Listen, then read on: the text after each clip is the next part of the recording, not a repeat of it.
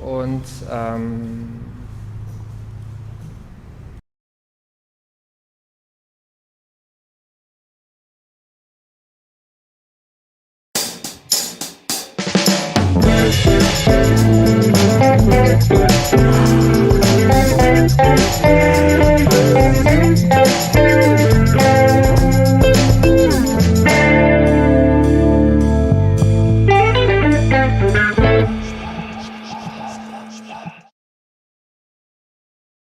okay, so, herzlich willkommen zu Sparta Live.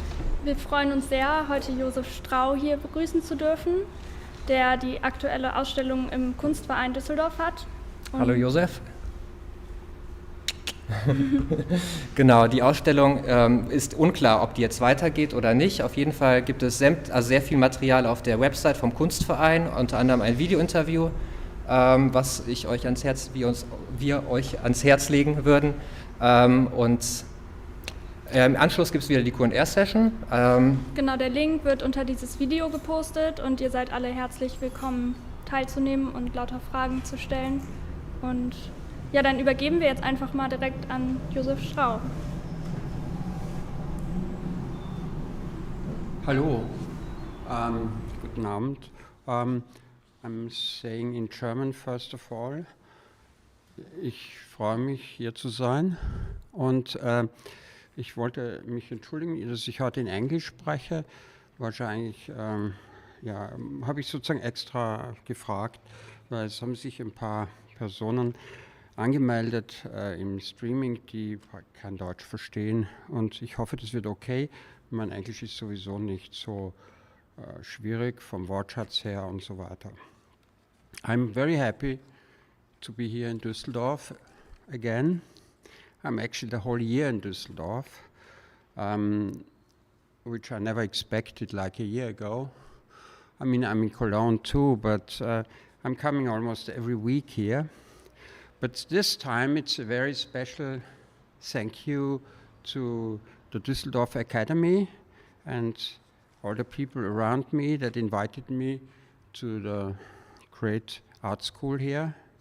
This very famous art school, which is a big honor for me, but at the same time, I guess it is making it very difficult to fulfill a kind of task to speak about my work or about being an artist or about general theoretical issues.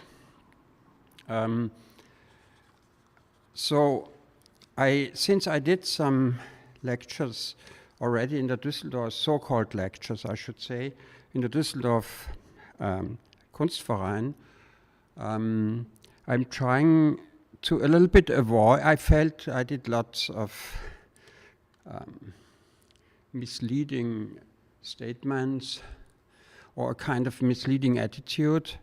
I was kind of in the extreme nervous situation to talk in a situation that you can expect in streaming, that everyone from far away looks at you, which is unusual. Normally it would be like in an art school or in a Kunstverein, there are like 10 people, 20 people, you can look at them, you can like relate to them. But since that did not happen in the last times, I talked from my home, I kind of talked into a vacuum or something, which like everyone knows by now after a few months, the difficulties, so I don't want to repeat that. But usually when I talk, I did this kind of talk that I was trying actually not so much to give a lecture, but more a talk, maybe a little bit even a performance, but not in the sense of me acting, but in the sense that I related it to a great artist and a great poet, David Antin, who passed away 2 years ago, very old. But I kind of learned from him, not personally, but from his work and from people telling me about him, that in a way there is a great chance to do a lecture not by being prepared, but by being absolutely non-prepared, to actually not think at all about what to talk about, having no idea, and to just start out of nothing. Usually what follows is that some kind of idea comes up, something I would remember, or something in the audience maybe reminds me of something. I liked very much this kind of extreme restriction for myself. It's actually not really only like talking very free, but at the same time it's extreme restriction too, because I cannot refer to any images that always help the memory to kind of create a 1 hour talk or lecture. But I have to kind of maneuver from one sentence to the other somehow. But I liked it very much because it relates very much to my work, which was this kind of a big part of my work was to do this kind of writing that I did always in the last moment, that I have just like, I had to write an article and I basically was not able to do it for different reasons. Maybe it was medical reasons because I'm like very unfocused, but maybe it was other reasons too, that I had to work on it like a few hours before the deadline, and then I had to write the whole article very quickly.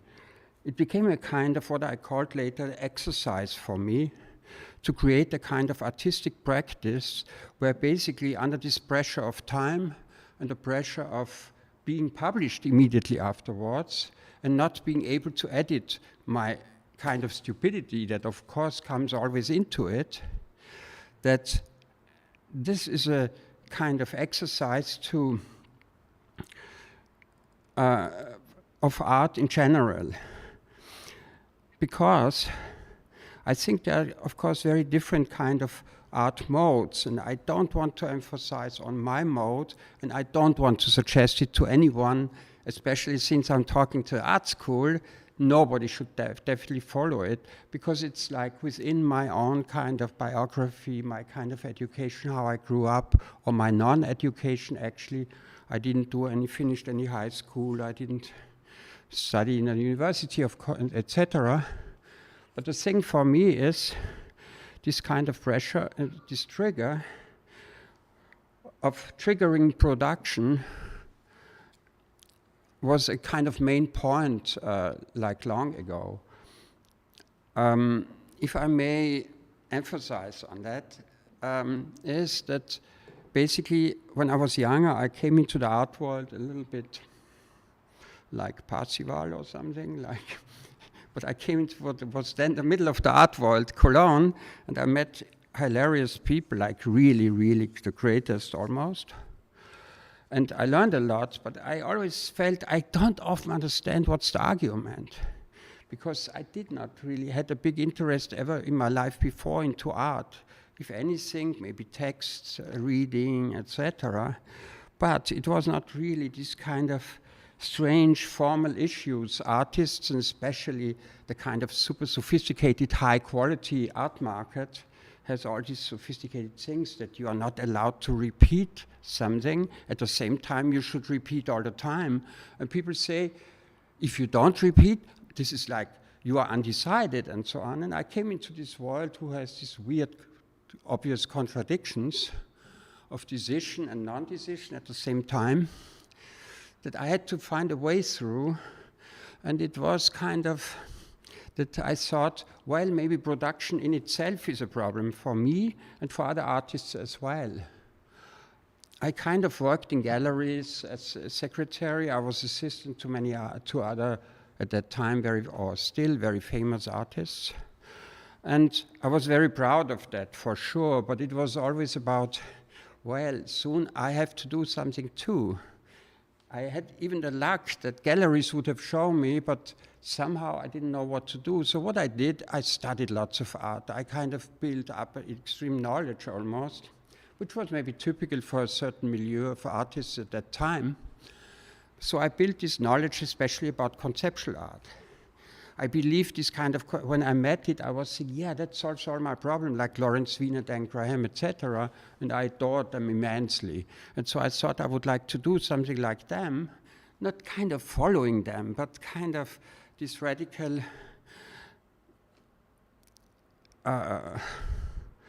contradiction between production and non-production, because at that time, to produce a text and put it in the gallery was definitely a radical thing, because nobody perceived it as actually as an art production.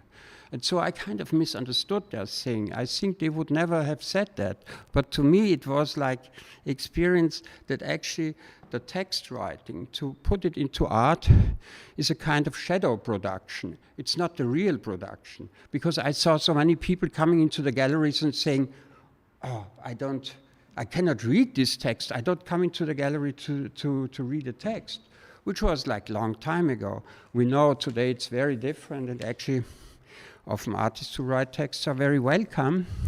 Also, I think that's over as well in a way. So anyhow, I kind of lost my direction now during my talk. I just wanted to introduce a little bit that I had different issues on the beginning of my career, or whatever you call it, or like mid-career. And that was basically the question of what is production, and if one can basically do something that is not really perceived as a production, as a kind of subversion of production. Also, it is a big production, because, for instance, to write a text is much more work often than making a painting, I perceived at least. Anyhow, I kind of wanted to emphasize here on a question from this question of production and non-production, and that non-production is often the essential production, the real production, which might appear as an almost silly philosophical redundant issue, but for me it was very important. So what I did was, what happened many years later, I did a few exhibitions and so on, but I tried to write texts, but I couldn't really. I was not like typing something down like so many people do nowadays. And I think all artists in my generation, if you observe them like 20 years ago or something, and they were supposed to write application text even, it was the worst nightmare. It was like headaches and impossibility. It was like how to write a sentence a little bit. But today everyone can write. That's a really unbelievable, like advanced civilization almost to me, that there are these capabilities with younger people, often, not always. And it's not, doesn't matter if it's not. Still, I wanted to say that I tried very hard to follow this kind of, let's call it the authority of conceptual art. That was my super ego, as Freud would say. That was basically like the powerful, also it was at that time a kind of subversive part of the art world. For me, it was basically the big power, the big thing to follow. It was the order to follow. So I tried to write very well. I tried to write little articles for art magazines. I read every book and I wrote down like the little sentences, like the quoting Foucault, Roland Barthes, etc. But then I had lots of these little sentences. When the article was supposed to be sent, I had just like an amount of sentences that didn't make any sense together, of course. And they were like in very, very bad grammar. Basically, they were unreadable.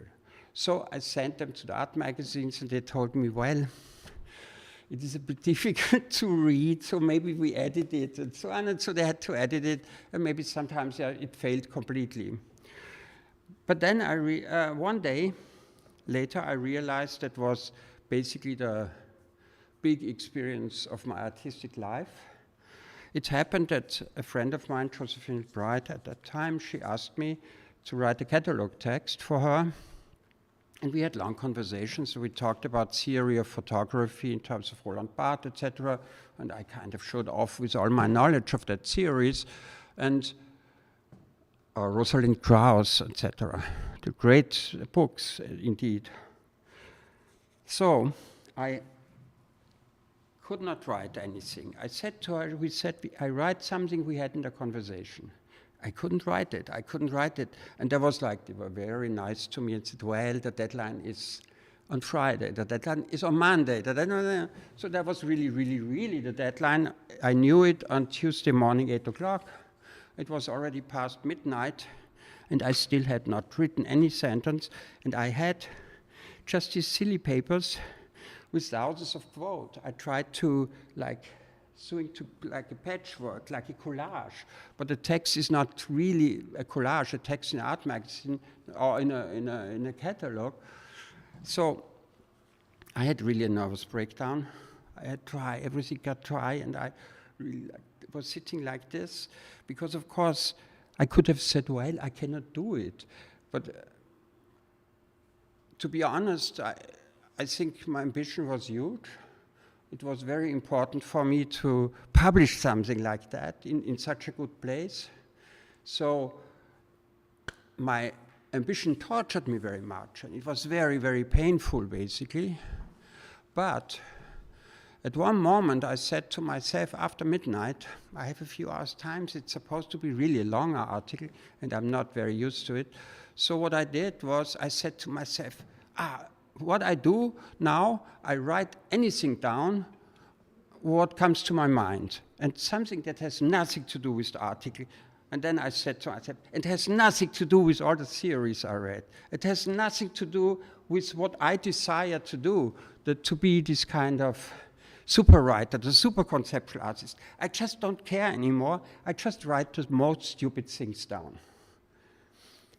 And so I sat down and I said to myself, okay, I just do it, just that my fingers, that I don't have this kind of cramp and like ADD craziness and so on.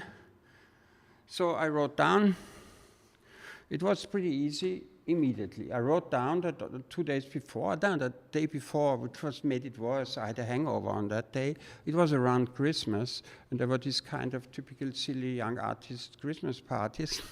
So I wrote down, I remember, and actually I should read it now, but I don't have it here.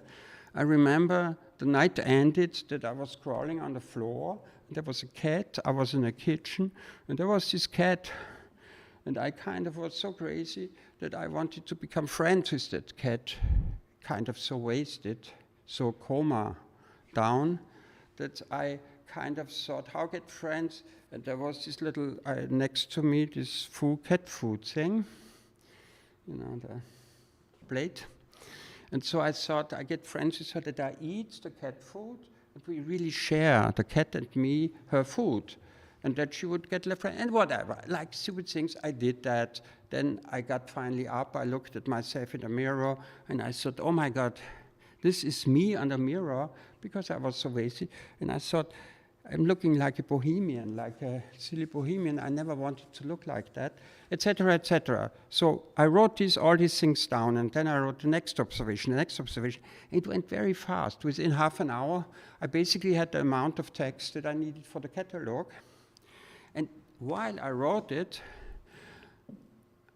it was a very strange situation that I thought it's not me that writes that. Also, the images come from my memory, but how this all is put together is basically something else. It's like inside me, but kind of outside inside, if you understand what I mean. And so what I did, I read after, and I started continuing, and I wrote by myself, and I read on the screen like this text, and to be honest, I thought they were very funny. I should read it. They were kind of silly, but they were perfect sentences. It was very well written, not my typical theory text, unreadable, very easy to read, very good to read, very good grammar. Every comma and everything was perfectly right at the first time. So after 1 hour, I had written many pages. I was thinking, what should I do now? And so I thought, well, actually, I think that was the big experience. That basically, I learned now that doing production, what I talked earlier on, there is a possibility of production as an artist, and it's a kind of, that not I, as myself speak, also I speak about myself, but as if it's another voice. And this other voice actually is capable to do very good art, and very good text actually, in that case. So you see what I'm maybe people call it subconscious or whatever, but I don't think so much it is that. I think it's another experience. Later I read that many very normal writers, famous writers, really work with that kind of second voice inside, and they basically train it by kind of enforcing themselves to come under pressure of time and so on. And that it's a very, very common situation for many writers, even great writers. So I tried to explain that as a kind of, I was trying on the beginning telling that basically I came into this thing that I had to identify with as an art producer, but had huge issues. I kind of felt like it's not really me, on the other side it's here and so on. And from that moment I decided that I basically have to leave all this kind of force and power of this kind of superego of like theory, conceptual art, etc. But I didn't want to go into this silly way to kind of make fun of that. I love these theories. They're very, very important to study that all. But I think there is a moment one has to leave this kind of father authority, it's called in psychoanalysis sometimes, an older one, that basically you have to let go completely, but not in this kind of esoteric way, but kind of start with something that maybe sits here. And you start, and actually something follows, the next thing comes.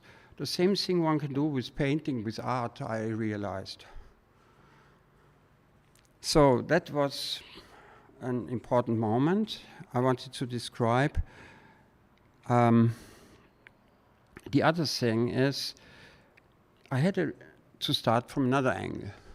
I had this so-called retrospective here in the Düsseldorf Kunstverein. And it was really a very, very good, and I have to thank many, many times, especially Eva Birkenstock, but all the team that worked, we worked the whole year basically together. They gave me time, they gave me everything. I never believed it's possible to work as an artist in an institution like that. Usually institution pressure artists very much. You have to do this and you have to do this, and why don't you do, and so on. Everyone who had a few exhibitions like that talks about this kind of weird pressure that actually becomes bigger and bigger almost every year. There are always new inventions from institution to do with the artist, basically that's what they don't want to do. Institutions say, oh, we want to take the best side of the artist. We want to give the artist time. We want to do that and so on. But internally, basically, with the artist, there's always not always, but often the very much opposite. They try every time you have a day, you want to really focus on a work and build it or something, or a text or whatever. Something would come in, oh, can you write this? Can you do this? Can you do this? Whatever. The artists go down in the hierarchy of the institutions. They're the lowest, basically, in some ways now, in terms of internal power. Anyhow, I don't want to complain here. I want to celebrate this great time in Düsseldorf, more or less. So I wanted to say, come from another angle, and this is this idea that I asked Eva like a year ago, well, what should I do? I mean, I have this and this kind of works. I have this kind of works, this kind of works. And the first time in my life, I asked a curator, a director, what would you like me to do, actually? But not in general, but from like, let's say I gave 5 possibilities, my text, my videos, my sculptures, etc. And she said, oh, why don't you do a retrospective? And a retrospective is the worst thing to ask an artist, basically, but I like that. The worst things are always the best.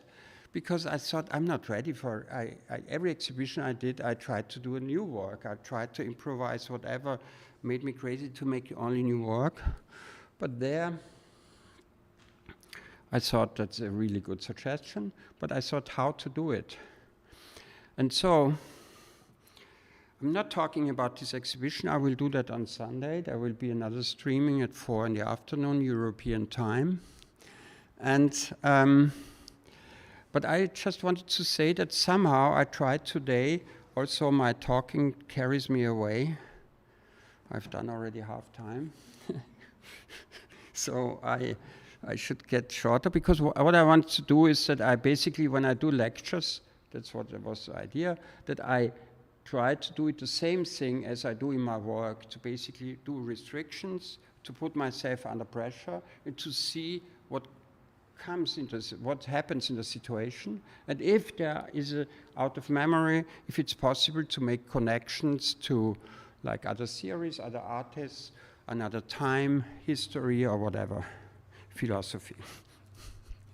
And now, today I thought I should never show images in my lectures because it would make it easy for me. And I don't want to have things easy for me. I want to be like very nervous, and then I see.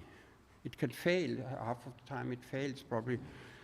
No. But so today I decided, I put quickly some photos on a folder. I have no good archive at all. Really, I never do that archive. So I kind of quickly tried to make some shots of my work or tried to find them in emails and so on. So what I have here to present a little bit what I've done the last 15 years or something, I show all these different things. And what I wanted to emphasize a bit on is that I'm not suggesting what I do is any good thing, is anything to learn from. Because I think most good artists, they have a very clear idea pretty soon that, let's say, they only do portraits or they do only kind of theoretical political work or whatever, photographs of the city or something, and they go through. And sadly, I'm not doing that.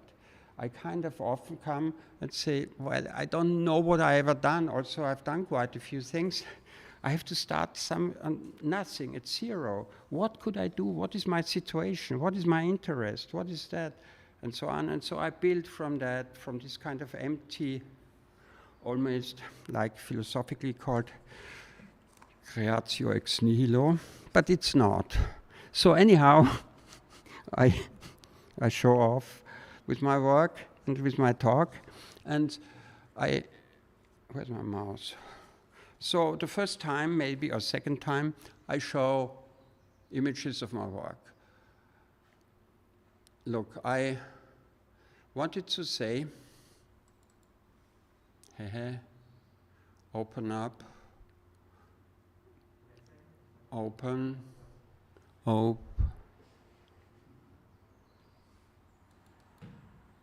no? Operator.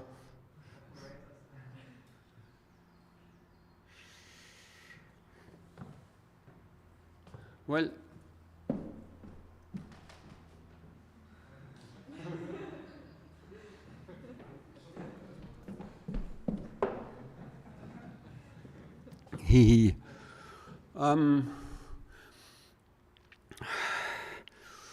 yeah, here we are.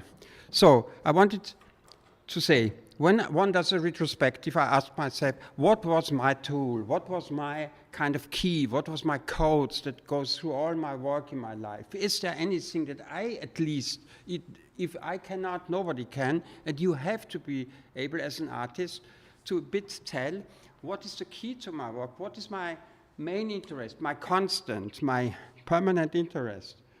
It doesn't have to be an interest in terms of content, but like working with something. At least it was like that in the last century, and maybe until now. Probably these things change a lot at the moment. So what I would say, I thought it's great to do a retrospective, because as always I will ask myself what I've done in my life.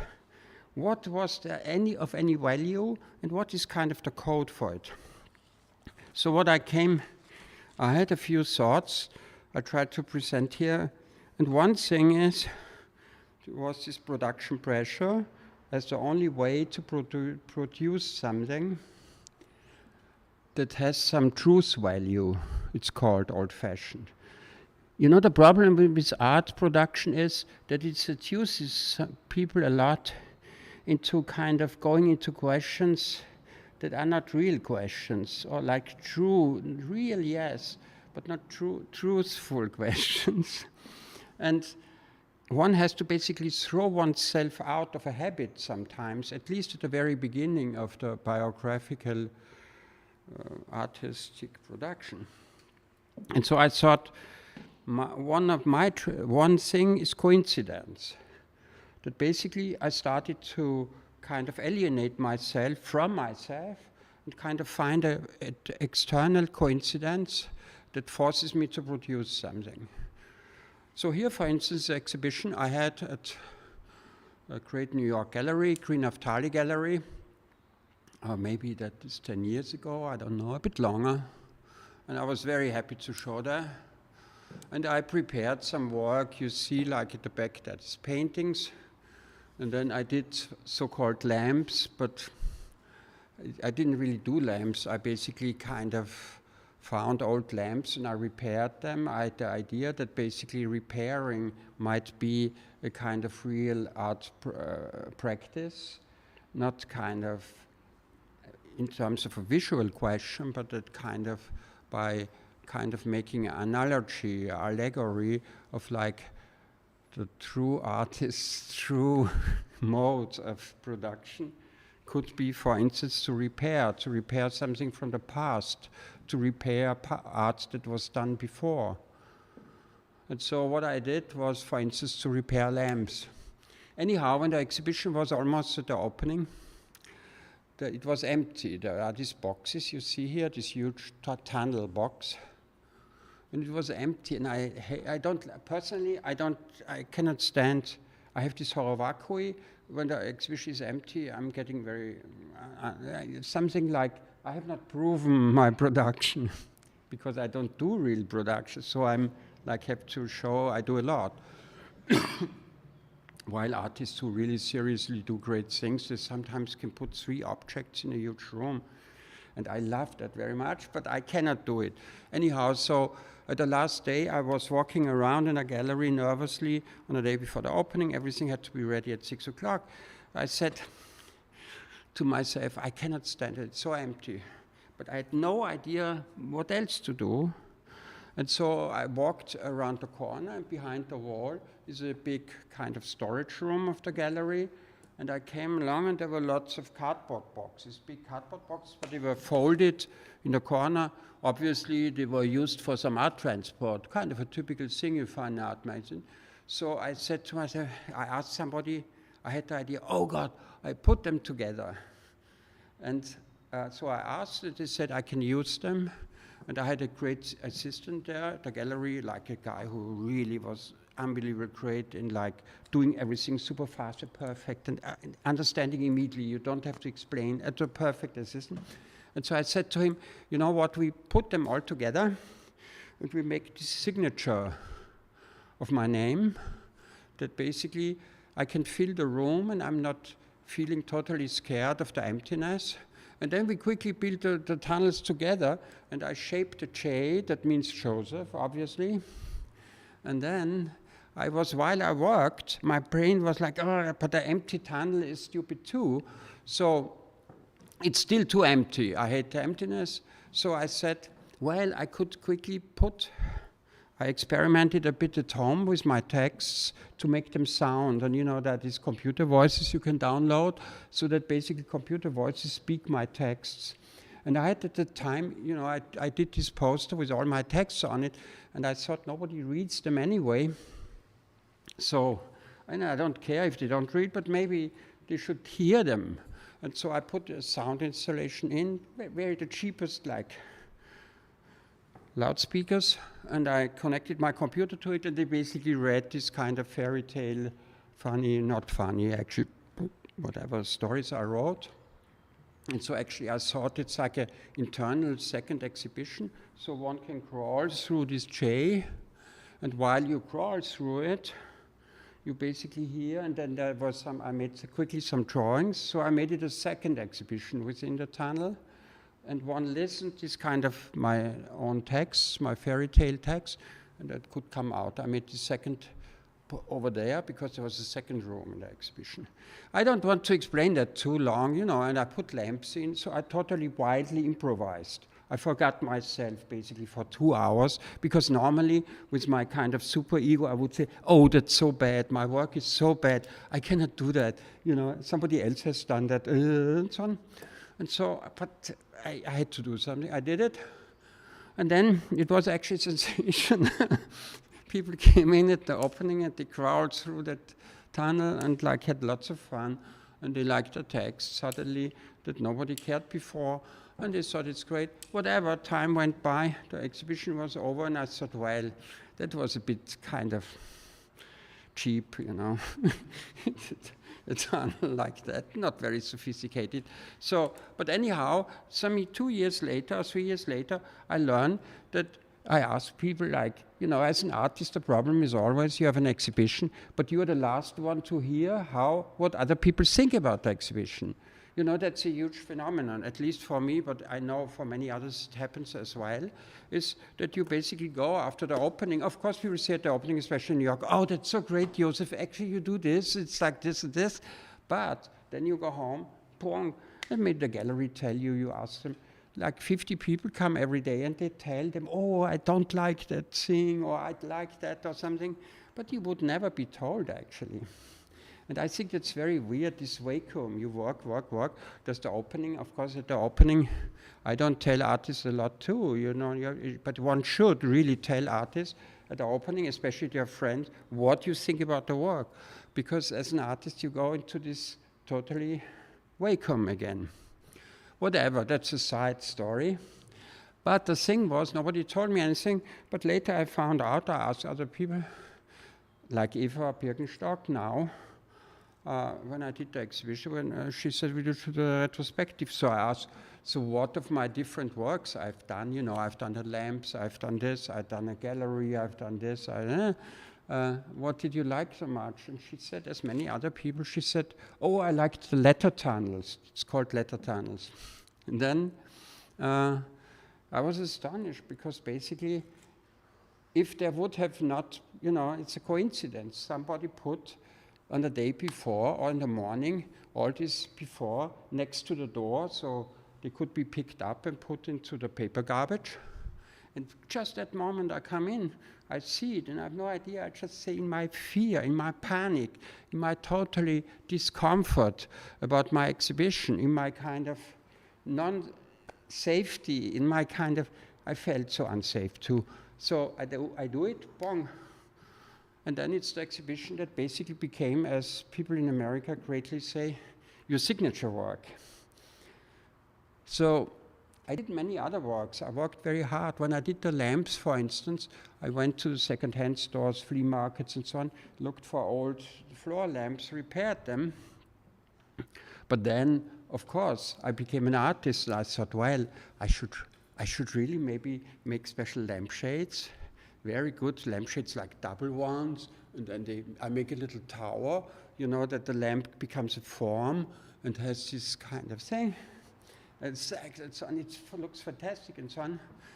But no, nobody liked that. The signature lamp was for instance, in one exhibition, I just had lamps and I wanted them to be a theater. So I wrote on a little, it was still from the second-hand shop, these papers in New York, they have that. So I wrote little short sentences on it. And like one was a kind of setting. And I had at that time a kind of organized and non-productive, kind of non-profit gallery for the Volksbühne in Berlin. And then I wrote and they had this Dostoevsky piece called The Idiot. And so the Volksbühne said hugely, Volksbühne, and I said, idiot. And I liked it very much because my gallery was next to it. So I said, I'm a non-profit idiot. And so I put like in the lamp this and said, the non-profit idiot, the lamp basically. And everyone could read that. It was like a moment or something under pressure. And that became kind of a bit the signature lamp. So I realized slowly in all these things, there is something about, I have to be basically kicked into reality something. I have to be thrown out of my own dreams of what is good art. What is like the common order basically, or like, for instance, of conceptual art. So there was one other coincidence in writing. I told you about this text I wrote where I was basically pushed into that kind of automatic writing that was actually very particular and very good written. At the end, that like some months later, I was asked by Bennett Simpson. He's now curator of the Now in LA. And, but before he made different exhibitions, and he made one in Philadelphia, and he wanted to do exhibition about this Cologne art scene of like the early 90s, which I was part of, the late 80s.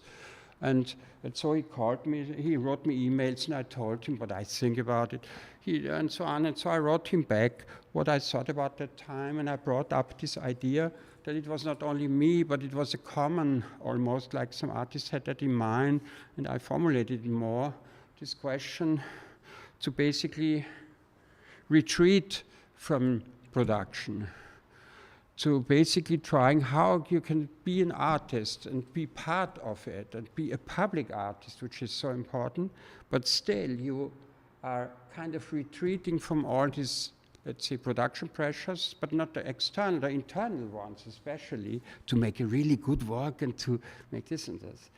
So there was this atmosphere, so I wrote him about that and so on. At that time I had not caught the coin. And so I was writing his emails. And so one day he called me. He said, can I call you? Yeah, he called me. He said, you know what, there's this catalog coming out for the exhibition. It goes tomorrow to the printer. And there is like other people like Dietrich, Isabel Graf, I think, or so on, write about Cologne. But actually what you wrote me, what you told me, it would be great to make an article, you do an article about that. But I'm sure you can't do it because tomorrow is the deadline, you have to send it. So I sat down after midnight again, and I wrote very fast, and I called it the non-productive attitude. And I just wrote like about a bit in a lyrical way, not lyrical, but descriptive way, how my life as an artist was, or how this whole art milieu was. But in between, I dropped, like quite coincidentally, very kind of under pressure, some theories that I would never normally have. And I coined that term, the non-productive attitude. So I sent it in the morning, and he made little corrections. It went to the printer. There was an opening in Philadelphia. And I heard, there was some friend of mine, I wasn't there, I was in Europe, and I heard that people really talked about that. It's a really big issue and so on, and that I maybe offended some people by that and so on, which I never did. I don't want to offend anyone with a text on my work. And so then I realized it basically by time, it became my so-called signature text. And later I learned that in the United States, basically this funny little text, it was like 8 pages, and it was in some American universities, for art students, it was on the list of like the 10, you have to read signature texts of like post-war until now kind of art. And that was really, again, the same experience. Then I heard that basically almost all students from a certain generation, like in the early 2000s, in American universities, had all read that text. And I was not a kind of well-known person. I remember one day in a bar in Berlin, the guy came to me and introduced him, and he was a great American artist who just visited for an exhibition. And he told me, you know, you have these fan clubs in the Midwest. You have a fan club in California. You have a fan club on the East Coast. Not in Florida, maybe. But whatever, I thought, why does this guy lie to me so politely or something? And so, but then I found out it was really true a little bit. And it was the first time in my life that I thought, well, maybe I have done something. I was not always totally unproductive, but it was not really me who did that. It was, of course, my labor, but is it really? So I'm going back to the retrospective thing, and I'm saying I want to basically reveal somehow that my only, like epistemologically, I was like trying to focus down in my life, last 25 years of work, is a key because it's so many different things. But one key is the coincidence as a trigger to kind of connect work or the object to a kind of so-called reality. Nobody knows what that really is. Anyhow, we have like 78 photos, and that was the first photo. Good. No, it will go fast now. How do I? Oh no. Okay, here you see the tunnel, you know. I put even lamps in it so that it's not too dark to crawl through. Why is that? No. Okay. So, quickly. So what I did was then, of course, I had the feeling after this tunnel that I have a kind of a key, a code, a tool, a kind of representational order that I personally have experience with, that personally comes directly from my work, from my questioning, from my all this.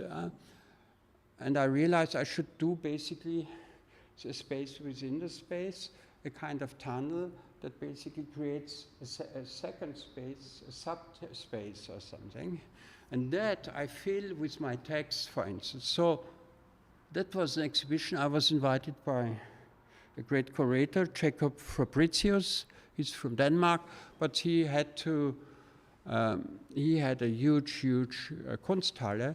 It was called the biggest Kunsthalle in Europe. It was like a airport hangar or something. It was very big, and so he asked me to do a show there. When he started, it was, I think, almost my first institutional show. And so that was really too much, because I'm a person who works on small pieces, on text, or like small pieces and so on. And then somebody finally, an institutional curator, suggests me to do exhibition, my own exhibition. And it's the biggest place in Europe, the biggest Kunsthalle. So, but I was very lucky that I had this tunnel issue. So I made these letter tunnels. And I basically told, like, that basically in the room that there was this kind of, I made a code, like I wrote a little story. And I took the first letters from the very short, like a few, and the first letters from each word I wrote down. And then I said that basically they have to be enlarged and made into little spaces. So there's a C here, for instance. And into that, so that made me like let it go, because otherwise I was sitting at home with this idea of doing these so-called lamps, lamps, they were lamps. But the thing was that I usually did these text posters that you see behind the lamp. And so I could have never ever worked with my tiny production in a huge space. It was impossible. But so what I want to make, there was a kind of, what's my next term I wanted to introduce here after the coincidence is a very difficult term. It's a kind of theological term. It's a term of salvation, of rescue. That basically art, I always tried to get away from art, and I always said, how did I do art and so on? You know, other people are like doctors or nurses, or they have really like social meaning, their professions, and I'm the most useless person. I'm not the only artist who suffers from that. I do, and other friends of mine do as well. So anyhow, in that case, I had this thing, you know, when you basically come into such a huge room, you cannot see the complete room. It's much bigger. How to do when you have not even, this tiny, you work at home, you have a little few drawings, you write a few notes, you write on the computer, you make sometimes photo, you collect the photos and so on. But how to do an exhibition with that, it's basically important. So, but the thing was, I did before this exhibition with Green Naftali, where I did the letter tunnels. So I said to him, to the curator, I do tunnels, I do letter tunnels, I keep doing letter tunnels, I repeat. So I'm just saying, yeah. Let's forget about the letter tunnels. So that was holding basically, these kind of things they hold me as an artist basically. So I have this experience that basically I have the feeling almost that I have really have a coincidence, or was something almost coming to me to help me in that situation, that I have the empty space and I have not enough to do with it. I mean, of course, I could do an empty exhibition, but I didn't want that. I want to give something. So this is another story of a kind of rescue and a coincidence too. how to say it? You know, my life was not always a straight line, and I did stupid things. So I sometimes lived kind of financially not very stable, let's say, and things dropped really down into the worst place, like, you know, I had no place to live, etc. But I don't want to go into that. There was kind of bad time. And so for some years I didn't do any art. But then I was kind of thinking, when I kind of felt okay again, I felt like I should, you know, basically it's good that I accept that I cannot make money with my art, and accept that I have to do other jobs, as I did earlier on when I was young. I was assistant, I was waiter, etc. But so I should, but that is, when you're young, it's funny, you know, it's like you think, yeah, but in 3 years it's over. But when that happens, like with 40 or above 40, you basically know it will be always that. There will be no afterwards. Because with 40, things change. Like, you know, an artist who is 40 has not really shown, it's difficult, but it's possible. Actually, I think now the art market is more tolerant than it was a long time ago. So anyhow, I was invited by a gallery in Mexico. It was a kind of, not too big, but they were really cool. I didn't know them. They invited me to come to Mexico City.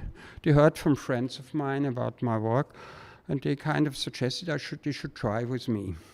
And so I did the first exhibition. I made kind of some paintings that were basically based on some kind of colors as text or something. I had a very difficult, not difficult, but kind of complicated idea. But that's not the point here. So I made this exhibition and something, but I felt again, there was something missing or something the reality, you know. Again, I was kind of maybe too brainy or something, too like off the real thing. And so, but I needed, in any case, I needed some kind of chains for the work to hang it or whatever. So we bought some chains in Mexico, and you know, Mexico City, whoever knows it, it is fantastic if you want anything like chains. You want like a certain color, you want a curtain, you want this, you want a certain metal. There is this unbelievable variety there, if somebody helps you translating, at least. And there is incredible variety and so of materials. So I was always guessing when I came there, wow, that will be the next like artist paradise, like, you know, cheap rents, very nice. You can eat very well, you can do all these things. Anyhow, I had this great gallery. It is still called House of Gaga. And so we were always sitting at a very nice house. Like, you know, in Mexico, it's always spring. It's high, it's high. It's not too hot, it's not too cold. And they had this little garden around the house. We were sitting often there and kind of ate and talked and so on. I prepared the exhibition. And then the exhibition was done, and what I loved with them, they can work very fast, you know, like on the evening before the opening, many things were completely unclear. In other places, in Europe, it's a very difficult, if you do that, you should really have done it, because it can get too crazy. People start hating maybe. But there it was 12 o'clock and still this and this, but everyone worked together, and it was very violent. Suddenly we were like, ugh, at like 2 o'clock in the afternoon. It's done. And I came again and I said, yeah, well, but I think I don't like it. It's so kind of, it's nothing and so on. And then there were these chains that we didn't use from Baumarkt, it's called in Germany, you know, very awful. Not awful, but like, no. Okay. And we were lying around and we were playing and hanging them around here. And then just not even talking about them. But then suddenly Fernando was saying, look, in Mexico here outside, there was a huge window, there was a big street, many people, and he said outside there's this guy coming by, and there came a guy with a bicycle, and he had this little shop basically behind his bicycle, and he sold engravings. And so Fernando said, look, he sells engravings. And I said, what? And so on. And yeah, he does it immediately. You can tell him, you know, like, you can give him a piece of metal, that size, or whatever, and then he would write down what, usually, of course, it's a name of the person you love. It's like you say, I love you dearly, and so on, for all these things usually. But I thought, well, or if we together, maybe it was the idea of Pepe and Fernando.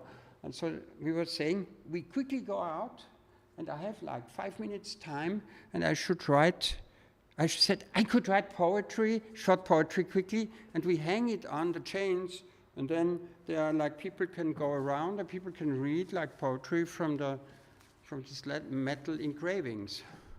And so Fernando talked to him, and the guy said, 50 minutes, I have to come, otherwise he goes. So I had 50 minutes time, and so I thought I write the basic sentences of my life, the real truths, the like serious truths or something. And weirdly, under this pressure, I wrote sentences I would have not thought about otherwise. For instance, I wanted to give some kind of message of wisdom. Maybe I thought for a change, it's suddenly not art anymore. You can do these things. With art, I wouldn't do that, like sentence of wisdom. And I came out from the first sentence I wrote down was, not so special, but maybe it is. If you ever don't know where to go, follow your sheep and follow them wherever they go, even if they go to a faraway land. It was not exact now, but I didn't know from where it came. But then I remembered, like it's a sentence from the old Hebrew Bible, from the Song of Songs. But how did I remember that? I never thought about this. So I wrote a few sentences like that, and so again, the pressure made me doing that. But the pressure was as well this guy with the bicycle, with the thing. And the pressure was that Fernando and Pepe wanted me to do this final thing in my exhibition, and they pressured me to do it now. And so what we did, we made all these things, and we connected them, and everyone worked, and so on. They were very good in making metal together, and so on. It didn't look crappy at all. So we made 5 beautiful chains, and these chains for hanging around here. And so I thought, like when I was a kid, but I did flea market sometimes, and so I was putting them on a velvet. I said, maybe we have a bit of kind of black velvet. And so there was a whole big art exhibition. I thought it's great, it's this kind of, nobody will like that, because you do an art exhibition, it has to be art. It should not be chains or something. And so I did it quite crappy. We did it together, of course. And so we put it over there, these 5 chains. People came in the door like that, and the first thing they looked at was these chains, because it has this intensity, of course. If you put something on the side, it is, for the person coming in, it's much more intense than if you put it in the middle or something like that. So people bought all of them, and we made them very expensive, because we said, my art costs like, 3,000 or something. So we make the chains at least 500. And they were all sold immediately. And everyone was wearing them, and it was basically the big drama of the opening was these chains. And so I made quick money. Like I had on the same day already 1,000, 2,000, 3,000. And so we thought next day we do more of them. And they sold as well. And you remember, I told you before, when I started the exhibition, I was a pretty, like an artist, who suddenly didn't have money or something. And it was great. So the thing was, we kept doing that, and the gallery started and doing art fairs and so on in the years after. And so they had always on the table this kind of, we made more and more of these chains, but then at one point it was enough. I couldn't do it anymore. I couldn't throw out the thing. But it doesn't matter. It was the important thing was that, again, it was a coincidence, but this kind of, the coincidence had this weird kind of rescuing me. So basically it is something in me and outside of me that drops that in, basically. I'm this black box of suffering and despair.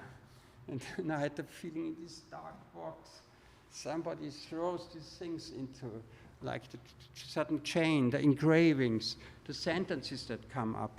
And I still think that basically this sentence, like if you don't know where to go, is a very, it's not a bad sentence, and I think I followed it. I moved a lot in my life or something. Anyhow, we got to the next. So you can see here all this, and that was like nice. Then what we did in the garden, we made like Sunday, for instance. That's another exhibition, sorry. So what was happening was this kind of, yeah, we did a garden. Maybe there are some photos of it, I'm not sure. I did the folder so quick. So what happened was this kind of garden, afternoon, Sunday, cooking, drinking, and like people like wearing different, oh, maybe we should do it that way and that way. It was, okay, let's go. I have to do this now, operator? Yeah. No. Okay. So I do this poster. I should show the posters. Let's go quickly. Okay. Oh, you know, I confused the time. You know, I put all the photos into the folder, and so the like last exhibition, and then the exhibitions, they are 10 years old. So I don't want to explain that. What I will do, but look at it a little bit. I will. Oh, yeah, that was a special thing. I was invited to China. That in Shanghai, a big library, and huge library, and there's a entrance, the biggest one in Shanghai, and I had to do the entrance room. It's a big entrance room, and they have this garden naturally in the room. It's this kind of new architecture, typical for Shanghai and all the new China. And so I was invited. I didn't know what to do, and so I basically said from far away, well, maybe we buy some IKEA lamps, and we let these IKEA lamps talk. And so that was something I always wanted to work on, like in the tunnel, that basically you go through the tunnel and somebody tells you a story, basically a computer voice. And so what I did there was that I had these little iPods, basically, I think, something like that, MP3, like it's 12 years ago. So inside is a loudspeaker, and so the lamps, when you walk through, there were like 7, they tell these different stories. So when somebody enters the library, one can listen to this story, whatever, it's not so. But it was a great project because there was huge excitement, and there was a kind of opening. It was very official thing with like the the deputy mayor and so on and so on. They had all speeches. It was many artworks from other artists as well. And but people were really gathering around that, and it was sensationally. And I was wondering that people got really hysteric and kind of laughed about it and screamed and so on. And then I found out, somebody told me that basically it reminds them, the older people especially, on the Maoist time. You know, there was this Maoist Red China time, and they were always going with these loudspeakers, the Maoists, and were reading the text from Mao Zedong. And so you walked on the street and you walked, and there was from everywhere coming this kind of Mao Zedong political kind of phrases and like orders or something, like in the 60s and 70s maybe still. And so this was the computer voices. Some, for some reason, reminded them very much. And then the stories was basically short stories about lamps, different lamps. So basically, for instance, I wrote about a lamp. I was at that time living in Berlin, and it was an unbelievably strong winter, and an endless winter, and a totally gray winter. It was like, I was thinking Berlin should sell this kind of darkness. It was like after New Year's, and people like, you could hardly see the next person, and they all went into the pharmacy, and they were sniffing, and not sniffing, but they were kind of trying to get some pharmacy because they were all ill and so on. And so I wrote a little funny, funny not, I never do funny, but kind of about the darkness in the outside and the lamp inside the pharmacy, observing the very darkness of the people and like the sicknesses or something like that. And I wrote about lamps in a garden, standing in a garden. And so basically that the lamps are telling a story where they're living or something. It was kind of like that. And so there was this great opening with like very non-art people for the huge biggest library. But anyway, I shouldn't show off of my successes, but I had the feeling that was one of my biggest successes in my life, because it was like people really not from the art world, and they enjoyed it intensely, but it was of course again a coincidence, because I never would have thought that I have this kind of Maoist subversion or something. And some people actually asked, is that a subversion? I said, no, really not. They were thinking I make a bit fun, very, very indirectly, of this kind of Maoist orders, political orders on the street, by telling the most lowest and simplest of all stories about, like, you know, the darkness in winter in Berlin in the pharmacy. So here, so we developed the chains more and more elaborately, of course. The very first ones were very simple. Okay, so then here, okay, I think it's a bit enough now. I had made, what I wanted to say is basically, let's say, I learned about Richard Wagner now, very late in my life, and he has this idea of the leitmotif, that basically he does a composition, and there is always some kind of theme, almost not really hearable, but it returns and returns, and basically so it organizes the text that is told in the opera by turning back always to the same kind of or something. I don't know exactly, but it's something like that. So you see my leitmotif today was a little bit a retrospective of my work, but at the same time, I wanted to show off, of course, that I did very different things, and it's kind of long ago, because the retrospective of Düsseldorf Kunstverein, if you might have seen it, it's more concerned with work since a few years. But what is the leitmotif? Maybe a little bit. For me only. For other artists, it's very different. They're the best if they do exactly the opposite, what I do. Actually, they think I'm a scrappy artist, and it's true. But the thing is, here, I was in situations that I kind of tried to catch, basically, and transform into something.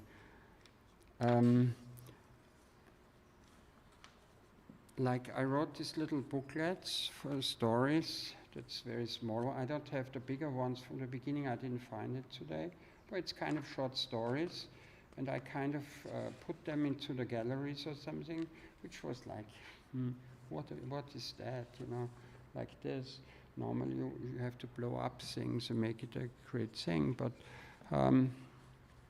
you know, to not speak always about me, it's just about like the evolution, basically, the like creatio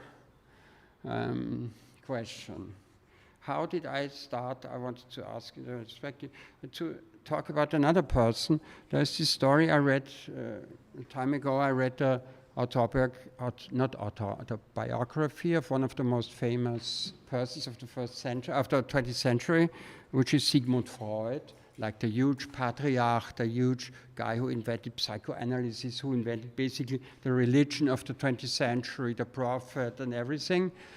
I was always interested in him, but I read a great biography of a guy from Michigan, and he emphasized on the very early years of Freud. And you know, we all think, you look at photo of Freud, he's this patriarch, he has the beard and he has the suit on and so on. But the reality is that when he was like 32 or something, he was not at all that. He was actually, let's say, the opposite. So I think in some ways what he did in his early years reminds me a little bit of a situation young artists are often dealing with. And I think he had this kind of super smartness to save his problem. And his problem was that basically he finished studying medicine, and he was very, very good. He was like really good. But the problem was he was like hanging out a lot. He went out in bars, in cafes with other people. He talked a lot. He had lots of ideas. But the thing is, he didn't get really a job, and so all his friends, they studied medicine and they got university jobs, you know, like assistant in the university, then later doing this and this. They were publishing houses, published a little bit their scientific works and so on. And so he got under pressure, and actually he was like a pretty intense person. He had lots of ideas, and they actually used him. But whenever he asked for a job on university, he made the application and so on. They said, no, you not.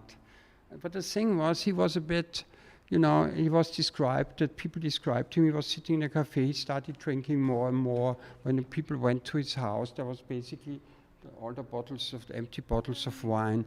He came to the cafe and he was like having always, like, unclear, sorry? We have a little timing issue. Can we say like 5 more minutes? Okay, good, thank you very much. Oh, finally.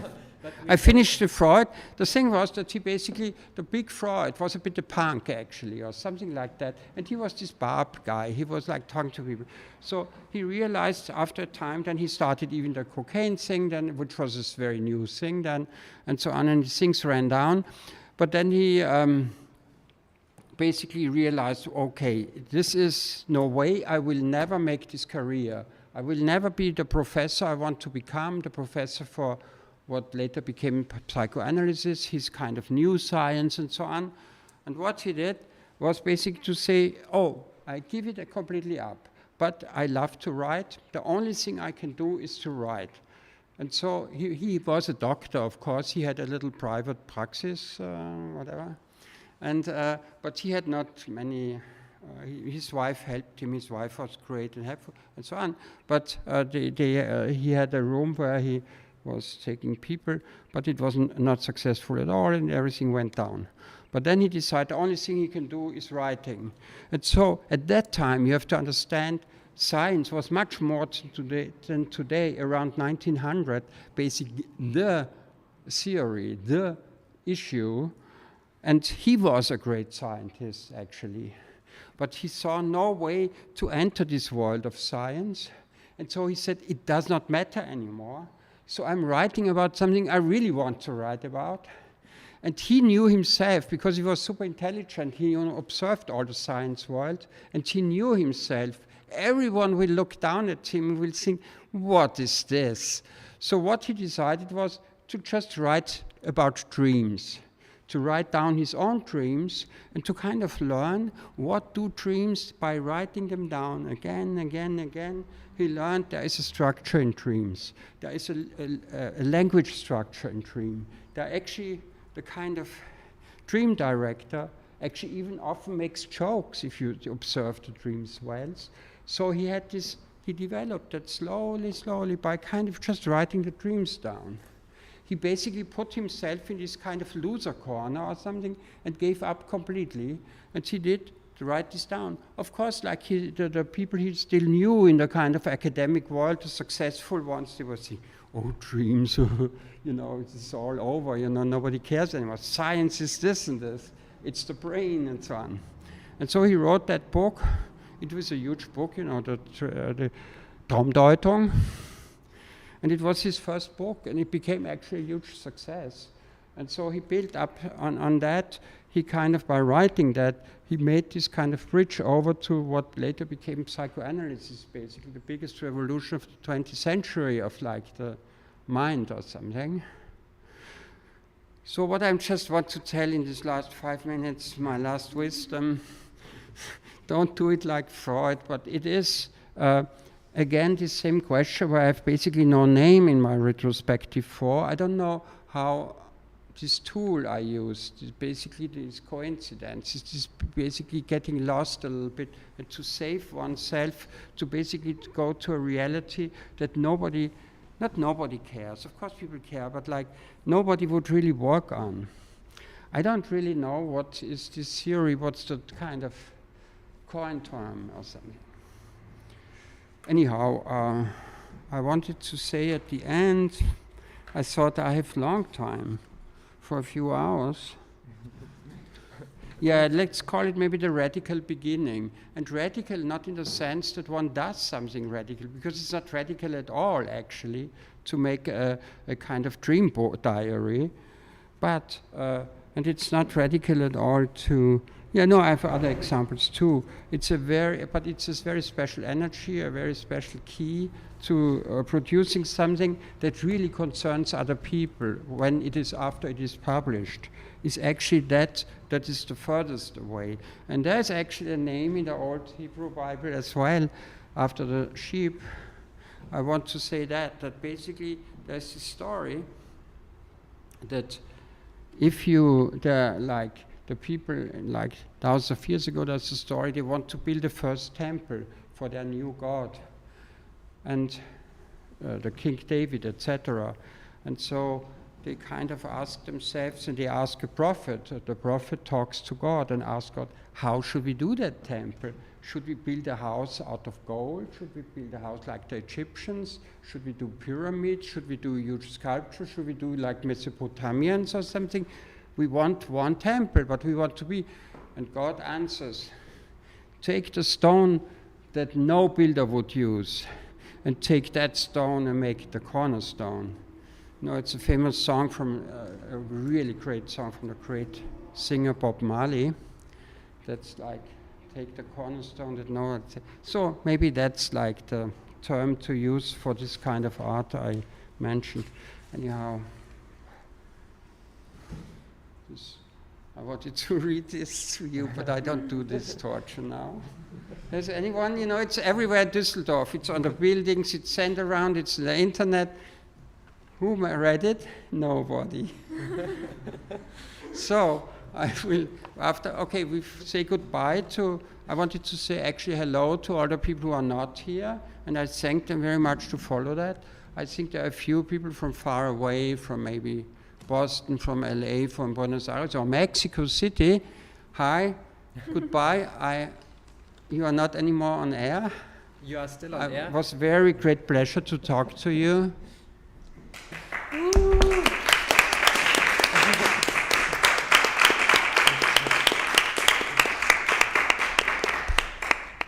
Okay, and we can continue the discussion. No, it's not over yet, because we will have a Zoom meeting. Like, we make a 10-minute break and meet again at 19:30. Also 7:30 machen wir nochmal die Zoom-Diskussion, und dann können wir vielleicht noch weiter sprechen. Okay. And all of you who are in the internet and in present here can participate and contribute.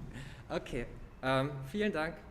Bis später. 19:30 Uhr, der Link ist unter dem Video oder in dem Chat-Fenster. The link to the Zoom is underneath the video or in the chat.